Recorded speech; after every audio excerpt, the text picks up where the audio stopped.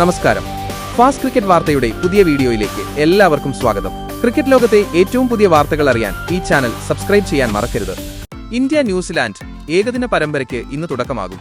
3 മത്സരങ്ങളുള്ള ഏകദിന പരമ്പരയാണ് ഇന്ത്യ-ന്യൂസിലാൻഡിനെതിരെ കളിക്കുന്നത്. ദക്ഷിണാഫ്രിക്കയ്ക്കെതിരായ ഏകദിന പരമ്പരയിലെ മികച്ച പ്രകടനത്തിന് ശേഷം സൂപ്പർ താരങ്ങളായ വിരാട് കോഹ്ലിയും രോഹിത് ശർമ്മയും ഇന്ത്യൻ ഏകദിന ടീമിലേക്ക് തിരിച്ചെത്തുന്ന പരമ്പരയാണിത്. അതിനാൽ തന്നെ ഇരുവരും തന്നെയാണ് പരമ്പരയിലെ ശ്രദ്ധാകേന്ദ്രം. മിന്നുന്ന ഫോമിലുള്ള കോഹ്ലിയെ കാത്ത് 3 റെക്കോർഡുകളാണ് ഈ പരമ്പരയിലുള്ളത് എന്നതാണ് അതിൽ ഏറ്റവും വലിയ സവിശേഷത. ന്യൂസിലൻഡിനെതിരെ ഏകദിനത്തിൽ ഇന്ത്യയ്ക്കായി ഏറ്റവും കൂടുതൽ റൺസ് നേടിയ താരമാകാൻ 93 റൺസ് കൂടി മതി കോഹ്ലിക്ക്. 2008 ഏകദിനത്തിൽ അരങ്ങേറ്റം കുറിച്ച കോഹ്ലി കിവീസിനെതിരെ 33 ഏകദിനങ്ങളിൽ നിന്ന് 1657 റൺസ് നേടിയിട്ടുണ്ട്. നിലവിൽ ക്രിക്കറ്റ് ഇതിഹാസം സച്ചിൻ ടെണ്ടുൽക്കറുടെ പേരിലാണ് റെക്കോർഡ്.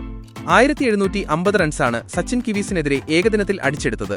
93 റൺസ് കൂടി നേടിയാൽ 50 ഓവർ ഫോർമാറ്റിൽ ന്യൂസിലൻഡിനെതിരെ ഇന്ത്യയുടെ ഏറ്റവും കൂടുതൽ റൺസ് നേടിയ കളിക്കാരനാകാൻ കോഹ്ലിക്ക് സാധിക്കും.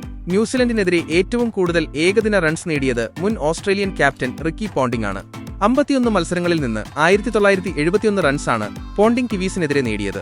ന്യൂസിലൻഡിനെതിരെ ഏറ്റവും കൂടുതൽ ഏകദിന സെഞ്ചുറി നേടിയ താരം എന്ന റെക്കോർഡിന്റെ തൊട്ടടുത്താണ് കോഹ്ലി.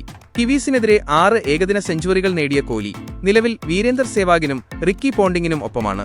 ഒരു സെഞ്ചുറി കൂടി നേടിയാൽ ന്യൂസിലൻഡിനെതിരെ 7 ഏകദിന സെഞ്ചുറി നേടുന്ന ലോകത്തിലെ ആദ്യ ബാറ്റ്സ്മാനായി കോഹ്ലി മാറും. അദ്ദേഹത്തിന്റെ സമീപകാല ഫോമും ഉയർന്ന സമ്മർദ്ദ സാഹചര്യങ്ങളിൽ മികച്ച പ്രകടനം കാഴ്ചവെക്കാനുള്ള കഴിവും കണക്കിലെടുക്കുമ്പോൾ ഈ നാഴികക്കല്ലെത്താൻ വളരെ എളുപ്പമാണ്. എല്ലാ ഫോർമാറ്റുകളിലും മികച്ച റൺവേട്ട തുടരുന്ന കോഹ്ലിയെ കാത്തിരിക്കുന്നത് മറ്റൊരു ചരിത്ര നേട്ടമാണ്. അന്താരാഷ്ട്ര ക്രിക്കറ്റിൽ ഏറ്റവും വേഗത്തിൽ 28,000 റൺസ് തികയ്ക്കുന്ന ബാറ്റ്സ്മാൻ എന്ന നേട്ടത്തിലേക്ക് മുൻ ഇന്ത്യൻ നായകനെത്താൻ വെറും 25 റൺസ് മാത്രം മതി. 623 ഇന്നിംഗ്സുകളിൽ നിന്ന് 27,975 റൺസ് കോഹ്ലി ഇതുവരെ നേടിയിട്ടുണ്ട്.